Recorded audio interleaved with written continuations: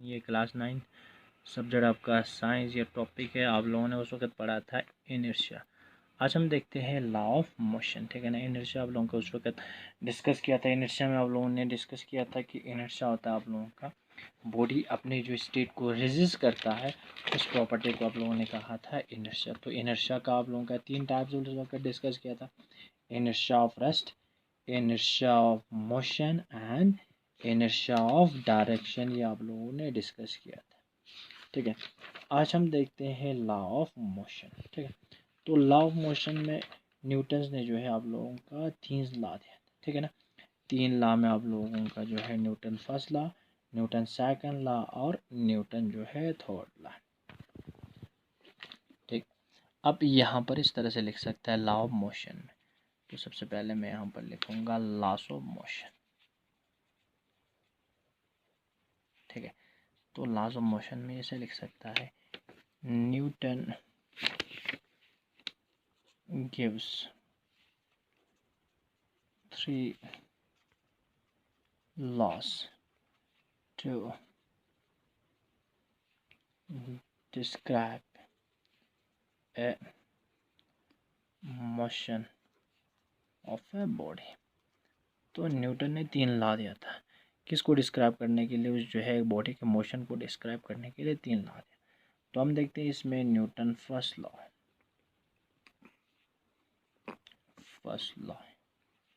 Of motion. देखो इसका statement क्या कहता है, न्यूटन फर्स्ट लॉ क्या कहता है। न्यूटन फर्स्ट लॉ कहता है अगर एक बॉडी रेस्ट में होगा तो हमेशा रेस्ट में रहेगा, ठीक है। अगर एक बॉडी जो है मोशन में होगा हमेशा मोशन में रहेगा।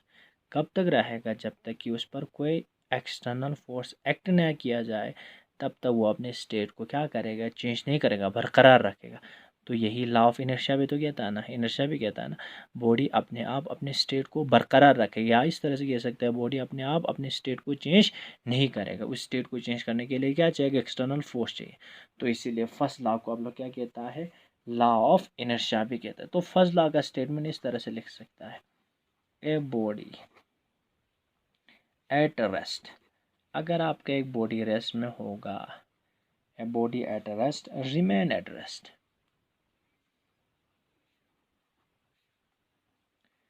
अगर आपका बॉडी एक रेस्ट में होगा तो हमेशा किस में रहेगा, रेस्ट में रहेगा।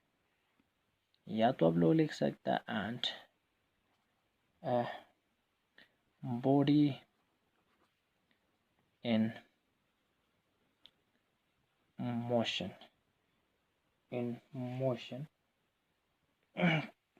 will continue in motion,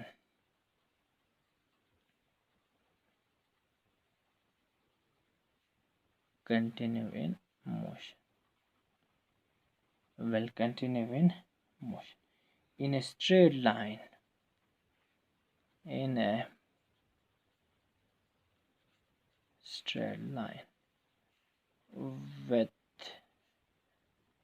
a uniform speed। अगर आपका बॉडी रेस्ट में होगा तो हमेशा रेस्ट में रहेगा। अगर बॉडी आपका मोशन में होगा वो हमेशा जो है कंटिन्यूअस मोशन में रहेगा, ठीक है, एक स्ट्रेट लाइन पर। तो किस स्पीड से, विद है यूनिफॉर्म स्पीड। लेकिन कब तक, अनलेस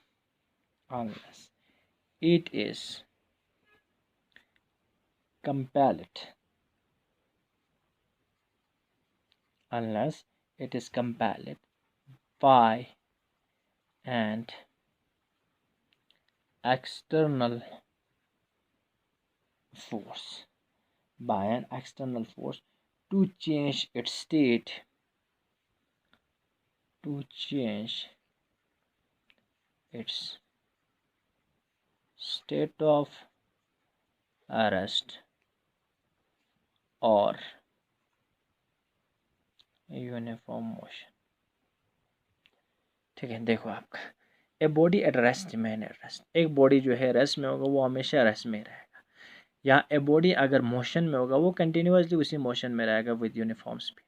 कब तक, जब तक एक्सटर्नल फोर्स इसको ज़बरदस्ती ना किया जाए, जब तक कोई एक्सटर्नल फोर्स इसका जो है स्टेट को चेंज ना किया जाए, तब तक वो अपने स्टेट को क्या रखेगा, बरकरार रखेगा।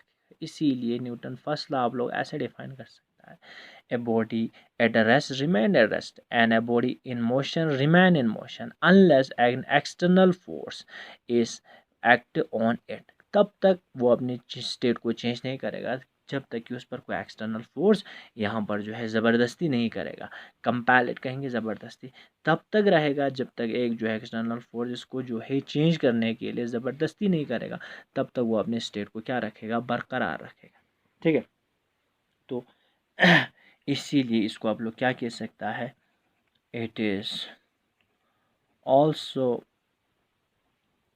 known as law of inertia। तो इनर्शिया हमने पहले डिस्कस किया था, बॉडी का प्रॉपर्टी वो अपनी जो है स्टेट को चेंज नहीं करेगा। तो ये भी है ना आप लोगों का, यहाँ पर ये कह रहा है ना, बॉडी अपने स्टेट को बरकरार रखेगा। कब तक बरकरार रखेगा, जब तक कोई एक्सटर्नल फोर्स एक्ट ना किया जाए तब तक बरकरार रखे। इसीलिए लॉ ऑफ इनर्शिया भी तो यही कहता है, कोई एक्सटर्नल फोर्स इसके अगर स्टेट को चेंज नहीं करेगा, अपने आप जो है वो अपनी स्टेट को चेंज बिल्कुल नहीं करेगा, लेकिन एक एक्सटर्नल फोर्स जो है इसके स्टेट को चेंज कर सकता है। तो इसीलिए न्यूटन फर्स्ट लॉ किसको क्या कहता है, लॉ ऑफ इनर्शिया कहता है। ठीक है, तो ये होता है आप लोगों का न्यूटन फर्स्ट लॉ। तो ये बनेगा आपका न्यूटन फर्स्ट लॉ, यही कहता है अगर बॉडी रेस्ट में होगा रेस्ट में रहेगा, मोशन में होगा मोशन में रहेगा। कब तक रहेगा, जब तक कोई एक्सटर्नल फोर्स जो है इस पर एक्ट नहीं किया जाए, तब तक वो अपने स्टेट को जो है चेंज नहीं करेगा। तो ये बनेगा आपका Newton first law of motion. अब इसके बाद हम देखते हैं मोमेंटम। देखो आपका मोमेंटम क्या होता है आप लोगों का, the quantity of motion content in a body is called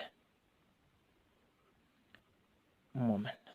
तो आप लोगों का जो है क्वांटिटी ऑफ मोशन की कितना क्वांटिटी है किसी बॉडी में, इसको आप लोग क्या कहेंगे, मोमेंटम। तो मोमेंटम क्या डिस्क्राइब करेगा, आपकी बॉडी के मोशन को डिस्क्राइब करेगा। इसीलिए मैंने कहा quantity of motion contain in a body. अगर जिस बॉडी का मोमेंटम कम होगा तो उसका मोशन भी कम होगा, स्पीड भी कम होगा। मेरे कहने का मतलब जिस बॉडी का जो है मोमेंटम ज़्यादा होगा उसका जो है मतलब स्पीड भी ज़्यादा होगा। तो इसलिए इसको इस तरह से भी लिख सकता है, मैथमेटिकली आप लोग ऐसे भी लिख सकता है। ठीक है, तो ऐसे भी लिख सकता है, momentum is equal to product of mass and velocity. तो मोमेंटम मैथमेटिकली किसके बराबर होगा, product of mass and velocity. It is denoted by P. Momentum आप लोग रिप्रेजेंट कर सकता है पी से। तो ये वेक्टर क्वांटिटी है, it is a vector quantity. समझ रहे हो ना, आपका वेक्टर क्वांटिटी मीन्स आप लोगों का जो है ये डायरेक्शन भी होगा और मैग्नीट्यूड भी होगा। तो मोमेंटम आपका होगा, momentum is equal to product of mass into velocity, होता है product of mass into velocity. तो मोमेंटम को आप लोग रिप्रेजेंट किससे करेंगे, पी से। P is equal to M V. तो ये बनेगा आपका मोमेंटम आपका वेक्टर क्वांटिटी है, क्योंकि वेलोसिटी वेक्टर क्वांटिटी है, तो मोमेंटम में क्या आएगा, वेक्टर क्वांटिटी। एसआई यूनिट देखो मोमेंटम का, एसआई यूनिट ऑफ मोमेंटम इस, देखो आपका मास का क्या आएगा केजी, वेलोसिटी का क्या आएगा मीटर पर सेकंड। तो इस मोमेंटम का जो है एसआई यूनिट क्या होगा, मीटर पर केजी, मीटर पर सेकंड होगा। ये बनेगा आपका मोमेंटम। तो मोमेंटम आप लोगों का जो है डिफाइन करता है किसी बॉडी का क्वांटिटी ऑफ मोशन। ठीक है ना, जैसे कि देखो मास आपका कांस्टेंट है, तो मीन्स आपका चेंज क्या हो जाएगा, वेलोसिटी। अगर वेलोसिटी ज़्यादा होगा मोमेंटम भी ज़्यादा होगा, मीन्स आप लोगों का मोशन ज़्यादा होगा तो मोमेंटम भी ज़्यादा, मोशन कम तो मोमेंटम कम। तो मोमेंटम क्या रिप्रेजेंट कर रहा है, किसी बॉडी का जो है मोशन को रिप्रेजेंट कर रहा है। तो इसीलिए मैंने लिखा momentum represent the quantity of motion. तो इस तरह से लिखा, momentum is the quantity of motion contain in a body. Momentum आप लोगों का किसके बराबर होगा, product of mass and velocity का प्रोडक्ट के बराबर होगा। इसको डिनोट करेंगे पी से, तो it is a vector quantity है। तो मोमेंटम किसके बराबर होगा, mass into velocity, P is equal to M. ऐसा यूनिट होगा मोमेंटम का केजी मीटर पर सेकंड। तो हम कल जो है अगला लेक्चर में आपका सेकंड लॉ डिस्कस कर देंगे, ठीक है।